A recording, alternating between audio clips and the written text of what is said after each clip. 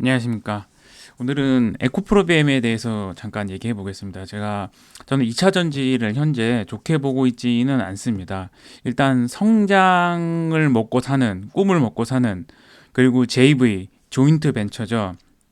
그 외국 북미의 그 완성차 회사들과 조인트 벤처에 대한 기대감을 먹고 사는 그러한 주가들, 그 꿈을 크게 갖고 그걸 실현해 가면서 하나하나 나가면서 주가가 올라가는 형태를 띠었던 2차 전지 양극재 기업들 주가가 그게 전부 다 하나하나 무너지면서 주가가 고점 대비 반토막 이상 났잖아요. 에코프로비엠 고점이 2023년에 한 58만 원 정도 갔다가 지금 얼마죠? 오늘 시간 외에 무려 8.46%가 올라서 25만 6천 원입니다. 반토막이 났죠. 이렇게 올라도 시간 외에 이렇게 올라도. 근데 왜 이렇게 시간 외에 올랐냐? 선수들은 이거 하나 보고 있었거든요. 여기서 말하는 선수는 개인인데 큰 돈 움직이는 사람들, 기관인데 뭐 풀업에서 매매 빡세게 하는 사람들, 그리고 외국인들도 풀업 많습니다. 엄청 그 단타 형식으로 해서 매매를 많이 하는 친구들도 많은데 그 사람들이 딱 하나 보고 있던 게 있어요. 이때 이거 나오면 나 무조건 사야 된다. 뭐냐 하면 에코프로비엠의 코스피 이전 상장 이사회 결입니다.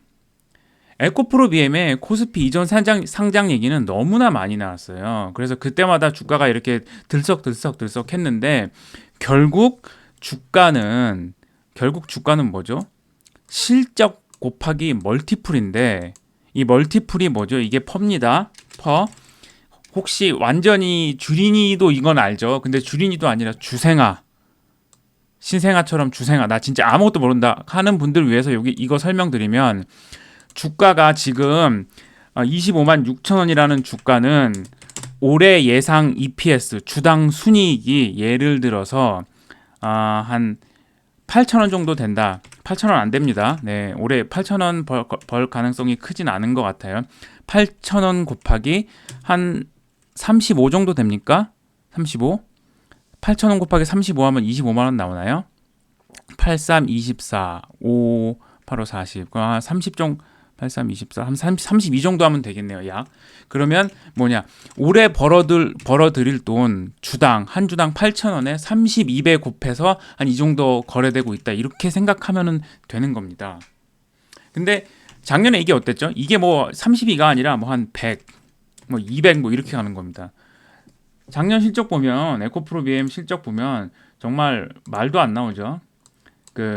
자, 어느 HTS를 켜도 요거 나오는데 주당 순익이 이거는 LNF네요. 네. 에코프로비엠 볼까요? 주당 순익이 무려 470원이었습니다.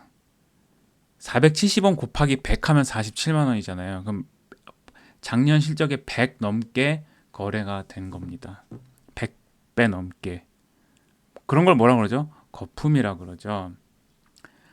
물론 일시적으로 실적이 잠깐 낮아졌다가 다시 곧바로 회복을 하면은 이 멀티플을 받을 수 있어요. 그런데 그럼에도 불구하고 성장이 결국은 언젠가는 둔화되기 때문에 멀티플이 낮아지는데 테슬라 같은 경우죠. 테슬라 성장할 때 막 급격하게 오르는 구간에는 퍼 100, 150 막 이랬습니다. 근데 지금 얼마죠? 30. 테슬라 퍼 30, 40 요때 움직이잖아요. 메타, 페이스북 이것도 퍼가 50, 60 막 이러다가 지금 얼마죠? 20 막 이런 데 움직이잖아요. 20, 25. 이제는 그렇게 폭발적으로 성장을 못하니까 이거를 안 주는 겁니다. 이 펄을 안 주는 거예요. 근데 우리나라 양극재 업체들은 어땠냐 하면 실적이 폭발적이지도 않은데 이게 높았던 겁니다. 저는 아직도 양극재 업체들의 주가가 충분히 내려온 것 같지는 않다는 생각을 좀 갖고 있고요. 왜냐하면 이렇게 그 광물 가격에 크게 연동이 돼서 광물 가격이 내려갔을 때 적정 마진이 보장이 급격하게 깨지는 비즈니스에 이렇게 크게 멀티플을 줄 수 있나 하는 생각이 좀 듭니다. 물론 우리나라 셀 업체들이 중국이나 일본이나 유럽 업체들에 비해서 훨씬 더 기술력도 좋고 소재 업체들, 양극재 업체들, 뭐 동박 업체들, 뭐 전액, 전해질 다 기술력이 우위에 있는 거는 맞지만 그래도 추가적으로 줄 수 있는 프리미엄은 어느 정도 한계가 있는데 그거를 아득히 넘었던 주가가 작년이고 이제 투자자들이 지금 공매도도 없는데 주가가 못 올라가잖아요. 공매도도 없는데 아니라는 걸 깨닫고 있는 겁니다. 이 시장이 단체로 취해 있을 때는 깨닫는데 좀 시간이 오래 걸리기도 해요. 뭐 물론 뭐 2차 전지를 솔직히 이렇게 얘기하는 게 굉장히 어렵거든요. 2차 전지는 무조건 간다 그래야 되고 무조건 좋다 그래야 되고 빠지면 외국인 공매도 그리고 기관이 아니라 개관이라고 그러잖아요. 그렇게 욕해야지 여러분들이 좋아요 많이 눌러주고 댓글 달아주고 그런 거 알거든요. 근데 저는 그렇게는 못 하겠더라고요. 왜냐하면 나는 그러면은 내가 2차 전지 사야 되는데 저는 2차 전지 그 매수 없습니다 지금. 사지도 않고 막 좋다고 빨고 떨어지면 공매도 욕하고 그게 정말 그 유튜버라는 게 정말 웃기거든요. 그러니까 그런 채널들 너무 많아요. 근데 사실 이 유튜브를 하면서 정보 전달의 목적도 있지만 이거를 들으면서 아 나 이거 물렸는데 내 마음을 좀 알아줬으면 내 마음을 좀 만져줬으면 이러한 사람들도 많기 때문에 그냥 그런 채널들이 인기를 끄는 거라고 저는 좀 생각을 합니다. 사실관계 다 틀린 것도 너무 많고요. 자, 좀 서론이 길었는데 그럼에도 불구하고 저는 그 멀티풀도 지금 아직도 높다고 생각하고요. 우리나라 소재 업체들 그리고 실적도 올해 별로 안 좋아요. 네. 일단 1분기 실적은 별로 안 좋은 게 거의 확실하고요. 2분기에 리튬 가격이나 니켈 가격이 반등을 한다면 지금 바닥을 잡고 있는데 아직도 바닥권에서 왔다 갔다 하고 있잖아요. 그래도 광물 가격이 올라간다면 어느 정도 턴어라운드가 2분기에 돼서야 가능할 수도 있는데 그건 아직 모르는 거예요. 근데 안 좋은 얘기는 계속 들리고 있죠. 그 벤츠가 뭐라 그랬죠? 아, 우리 그 2030년까지 전체 다 전동화로 바꾸려고 했는데 그거 안 하려고 그 얘기를 엊그제 했습니다. 전동화 하는 거 백지화하고 그때 한 50%만 전기차로 만들겠다. 그 얘기는 뭐죠? 배터리 그만큼 안 쓰겠다는 거예요. 벤츠에서 생산하는 모든 자동차는 전기차로 만들면 그만큼 배터리를 써야 되는데 벤츠가 배터리를 자체 생산합니까? 지금 자체 생산 안 해요. 물론 앞으로는 자체 생산을 하게 되겠죠. GM처럼. GM도 이제 그 현재 그 얼티엄 셀즈라 그래서 LG 에너지 솔루션이랑 합작 공장 만들어서 그 배터리 생산을 시작했고 그리고 포스코 퓨처엠이랑 합작 양극재 회사를 만들어서 우리나라 양극재 회사 중에 북미에서 그렇게 먼저 크게 양극재 공장을 발표한 게 포스코 퓨처엠이 처음입니다. 그래서 얼티엄 캠이라는 양극재 회사를 북미에 지금 짓고 있어요. 그래서 결국은 다 내재화로 어느 정도는 이제 가긴 갈 거다. 이런 회사들도 GM 관련 뉴스가 또 어제 나왔죠. 아, 우리도 좀 감속해야 된다. 전기차 전환을 예전보다 훨씬 더 느린 속도로 진행을 해야 된다. 그 말은 뭐냐? 배터리를 그만큼 더 적게 써야 된다는 얘기고 양극재도 그만큼 더 적게 써야 된다는 얘기고 그러면 성장이 느려진다는 얘기죠. 우리나라 셀 업체나 우리나라 배터리 업체들이. 그런데 이 멀티플이 유지되어야 하느냐? 이 30배, 40배 이러한 멀티플이 계속 유지되어야 하느냐? 여기에 대해서 이제 고민을 해야 되는 시기입니다. 지금이. 저는 그런데 그렇지 않다고 생각을 해서 이게 더 낮아져야 될 수도 있겠다. 이게 8,000원이 에코프로 BM이 주당 8,000원을 벌지 못 벌지도 애매한데 이게 뭐 7,000원, 6,000원 까지 낮아질 수도 있는데 거기에 이것까지 때려 맞으면 곱하기 30이 아니라 30, 28, 26 이렇게 때려 맞으면 이 목표 주가가 훨씬 낮아지거든요. 그래서 2차 전지는 불확실성이 좀 높다고 생각해서 지금 하나도 안 사고 있다가 오늘 샀어요. 오늘 종가에. 왜 샀을까? 내가 왜 샀을까요? 나 별로 안 좋게 보고 있는데 왜 샀을까요? 자, 여기 지금 보이십니까? 자, 에코프로 BM 매수 10일이라고 써 있는 게 110이에요. 이거 제가 주식 선물로 샀거든요. 그래서 오늘 종가 24만 500원에 요만큼을 샀습니다. 2,600만 원어치를 샀습니다. 그리고 SK 이노베이션은 제가 해지 포지션으로, 해지는 위험을 전가하는 그 다른 매수 포지션이 있는데 SK 이노베이션이 2차 전지 업체 중에 가장 약하거든요. 그래서 주식 선물로 매도를 때려 놓은 거예요. 그래서 약간의 이익이 발생해 있는 거고, 약 한 4,500만 원 정도 매도를 때려 놓은 거고. 예전처럼 공매도가 있을 때면 기관들이 주식 선물을 매수하면은 주식을 공매도를 때려, 제가 주식 선물을 매수하면은 주식을 공매도를 때리고, 주식 선물을 매도를 하면, 저처럼 매도를 하면 주식을 매수했거든요. 근데 이제 그것도 없죠. 지금 공매도를 못 하니까 기관들이 지금 손 놓고 있습니다. 물론 이 내용은 조금 어려운 내용이니까 그냥 혹시 잘 이해가 안 되시면 그냥 지나가셔도 될 것 같습니다.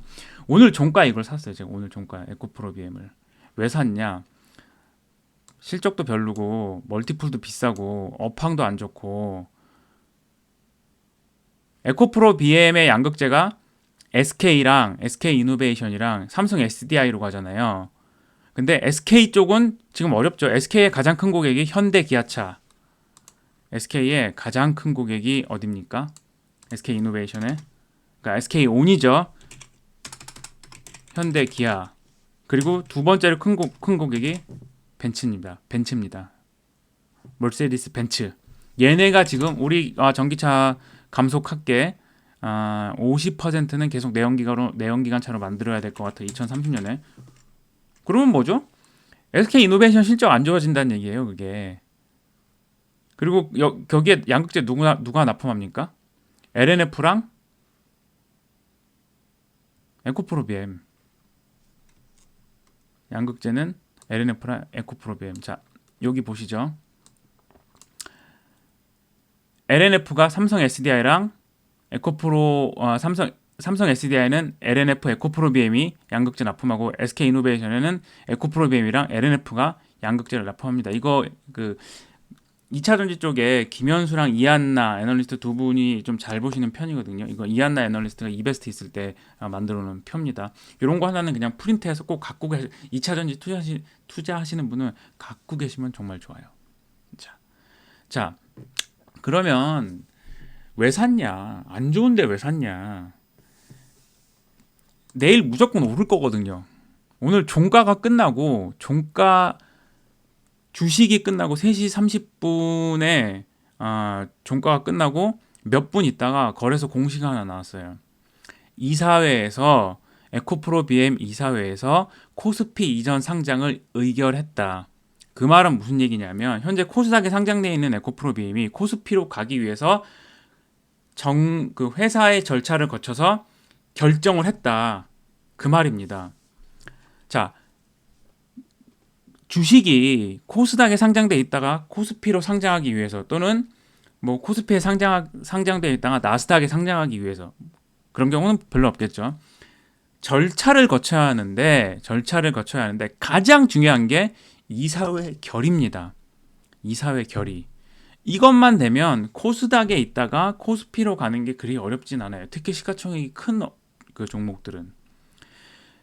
LNF가 같은 양극재 업체인데 가장 최근에 코스닥에서 코스피로 이전 상장을 했잖아요. 언제 가장 많이 올랐는지 아세요? 요거 보시면 그 이전 상장하기까지 무슨 일들이 있었는지 쭉 정리를 해놓은 겁니다. 언제 가장 많이 올랐냐? 자, 이때입니다. 이때 2023년 8월 25일, 28일 날 이전 상장 이사회 결의가 있던 겁니다. 에코프로비엠이 이전 상장 이전 결의가 발표가 오늘 장 끝나고 났고요. LNF 같은 경우는 그 이사회 소집이라는 그 뉴스가 약간 시장에 좀 먼저 퍼져가지고 하루 먼저 올랐죠. 그리고 양일간 합쳐서 약 14% 오른 겁니다. LNF가. 일단 이전 상장을 회사가 결정을 하면 코스닥이랑 상장 폐지 신청해야 되고요. 코스피 이전 상장을 신청해야 되거든요. 근데 대부분 거래 정지 기간이 없이 바로 요즘에는 거래 정지 기간이 없이 바로 코스피로 이전 상장이 돼요. 그리고 코스피로 이전 상장을 신청하면 45일 내에 그 한국거래소가 이전 상장이 됩니다. 꽝꽝꽝, 아니면 안 됩니다. 반려, 이렇게 결정을 해줘야 되는데, 에코프로비엠 같은 큰 기업이 이렇게 실적도 나오고 그 명확한 기업이 코스닥 시가총액 1위인 기업이 안 될 리는 없어요. 그래서 가장 중요한 게 회사가 그냥 뻥카로 이렇게 우리 이전 상장할 거다 주가 부양 목적으로 이렇게 얘기할 수도 있거든요. 근데 실제로 이전 상장을 하겠다고 이사회 결의를 하고 그거를 거래소에 제출을 한 겁니다. 이게 그냥 이전 상장이 그냥 아무렇게나 되는 게 아니에요. 거래소에다 신청을 해야 되는 거고 이전 상장 수수료가 또 들어갑니다. 이게 꽤 많이 들어갈 거예요. 그 제가 알기로는 뭐 1억이 아니라 한 5억, 10억 또는 그 이상이 될 수도 있어요. 이전 상장도. 이전 상장 수수료를 거래소가 받습니다. 그러니까 회사는 그냥 꽁돈 나가는 거예요. 그 주주들 돈으로 그냥 갖다 쓰는 거예요. 그 이전을 하는 거예요. 거래소에 수수료 내고. 자, 그러면 그 LNF는 어땠냐? LNF는 이사회 이전 상장 이사회 결의 때가 가장 높았고 그 뒤로는 결국 쭉쭉쭉쭉쭉 그 이제 주주총회도 소집해서 이전 상장을 결의해야 되고 상장 폐지가 돼야 돼요. 코스닥에서는. 그리고 코스피로 상장이 돼야 되는데 결국은 본질 가치를 따라가서 15만 원, 뭐 13만 원 이 정도까지 내려갔다가 그 이전 상장 청구를 한 그날이 10월 26일인데 이날이 그 최근 1년간 저가였습니다. LNF는 실적을 따라가는 거죠, 결국. 그리고 중간에 한 20만 원까지 올랐었는데 올 1월 초에 그게 왜 올랐냐 하면 코스피로 이전 상장을 하면은 시가총액 50이 안에 들면은 특례 편입이라는 게 있습니다. 코스피 200 지수에 편입이 되기 위해서는 그냥 편입을 시켜주는 게 아니라 일정 기간 시가총액이 200이 안에 들어야 되고 그리고 뭐 유동성 비율, 뭐 하루 거래 대금 얼마 이런 여러 가지 이제 지표들을 보고 코스피 200에 상장을 편입을 시켜주는데 그러면 어떻게 되죠? 코스피 200에 편입이 되면 인덱스 펀드들이 사야 됩니다.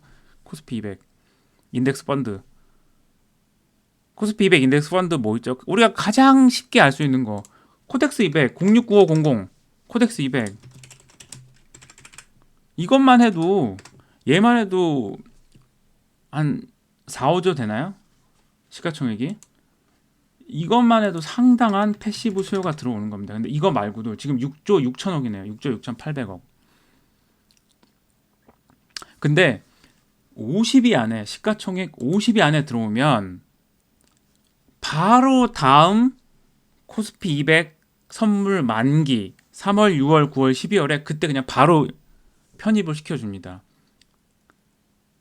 15일 연속으로 코스피 200 중에서 50위 안에 시가총액이 들어야 돼요. 지금 50위가 시가총액이 얼마냐?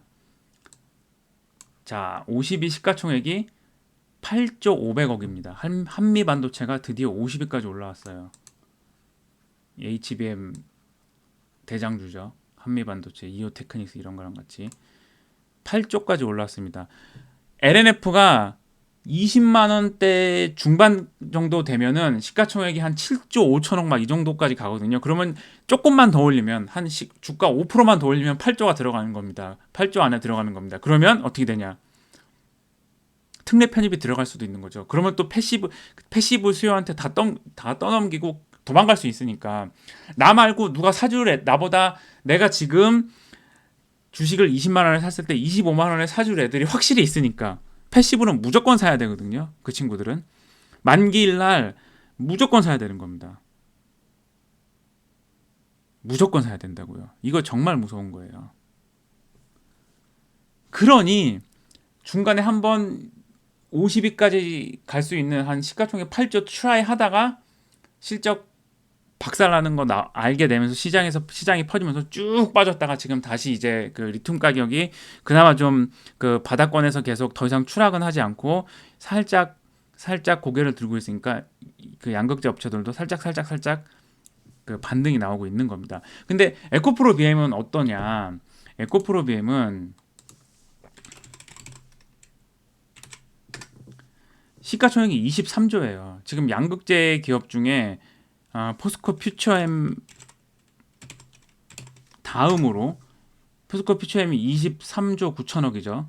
다음으로 포스코 피처엠 다음으로 시가총액이 높은데 23조면 안전빵 중에 안전빵이죠. 무려 현대모비스를 제치고 17위가 됩니다. 바로 위에가 포스코 피처엠이네요. 네. 포스코 피처엠. 시가총액 16위 코스피, 17위가 에코프로 BM이 되는 겁니다. 그럼 뭐죠? 무조건 특례 편입되는 거죠. 그러면 만약에 지금 3월 만기는 이제 그 다다음 주고 3월 만기는 아니겠죠. 이전 상장 신청하고 주주 청구하고 그러려면 최소 한두 달은 있어야 되니까 6월 달에 바로 패시브 수급 들어오면 넘기고 가겠다. 이런 시나리오를 이미 LNF에서 봤으니까 지금부터는 실적하고는 큰 관계없이 그냥 수급에 의해서 주식이 움직일 가능성이 높아지는 겁니다. 물론 영원히 그러지는 않을 거고요. 그 LNF처럼 옮기고 나서는 그 다음부터는 또 다시 실적입니다. 이런 편입 이슈가 지나고 나면 다시 또 실적입니다. 보시면 LNF 코스피 이전 상장하고 나서 첫날 마이너스 9% 빠졌어요. 왜? 실적 안 좋은 거 아니까. LNF. 에코프로 BM 좋습니다. 네. 실적이 한 2분기부터는 턴어라운드 될 건데 잘 보면은 2분기에 턴어라운드 되면서 특례 편입까지 되면은 이거 패시브한테 그냥 확 넘기고 갈 수 있겠는데 그런 판단이 드는 겁니다. 그래서 무려 시간 외에 4시부터 거래되는 매 10분마다 거래되잖아요. 시간 외에 20만 주가 거래됐고요. 20만 주는 시간 외에만 500억이 거래됐다는 얘기입니다. 시간 외에만 500억. 거래량 20만 주는 다른 날에 비해서 거의 30배가 넘는 거래량이에요. 엄청나게 많은 돈이 몰렸다는 거죠. 그래서 저도 샀습니다. 지금부터는 이제 단기간은 실적이랑 상관없다. 이 종목의 움직임은 그냥 수급이다. 그리고 코스피 200으로 코스피로 이전 상장을 하면은 특례 편입은 거의 무조건이다. 그게 만약에 6월 달에 될 수도 있다. 빠르면 6월 만기일에 될 수도 있다. 자, 그러면 시간이 굉장히 적잖아요. 한 3, 4개월 안에 한 20, 30%, 40% 주가 한번 올려서 뻥 튕김 해먹고 패시브 들어오면 다 넘기고 도망가자. 그런 시나리오가 시장에서 써졌기 때문에 시간 외에서 이렇게 올랐고 저도 이거는 단기간에 먹고 나올 수도 있겠구나 해서 그냥 조금 사본 겁니다. 물론 실적이 제대로 돌아서고 에코프로 BM이 북미에서 합작 양극재 업체를 북미 완성차 업체랑 논의되고 있다 이런 기사들이 나온다. 그러면 이제 기업 가치를 다시 한번 따져봐야 되는 건데 그게 아니라 현재로만 봤을 때는 그닥 업황이 좋은 것도 아니고 실적이 잘 나올 것도 아니고 멀티플이 싼 것도 아니다. 하지만 실적 수급 이슈에 의해서 주가가 움직이는 때가 왔고 그런 이벤트가 오늘 장 종료 후 발생하였다. 그리고 선물은 3시 45분에 종가가 나옵니다. 주식은 3시 30분에 종가가 나오죠. 그래서 공시가 하나 나왔을 때 대응할 시간이 있어요. 그래서 저는 종가에 선물을 샀고 그 선물을 산 가격이 이 가격 24만 500원이고 내일 이 가격에 시작을 해주면 한 주당 15,000원 정도는 이익이 날 수가 있는 가격이니 제가 이걸 끌고 와서 30만 원에 팔아야지 이런 생각이 전혀 없습니다. 그냥 이거는 봐서 꺾이면은 바로 팔아야 되는 그런 트레이딩의 영역이죠. 그렇게 저는 대응을 하려고 합니다. 궁금한 점 있으시면 댓글 달아주시고요. 감사합니다.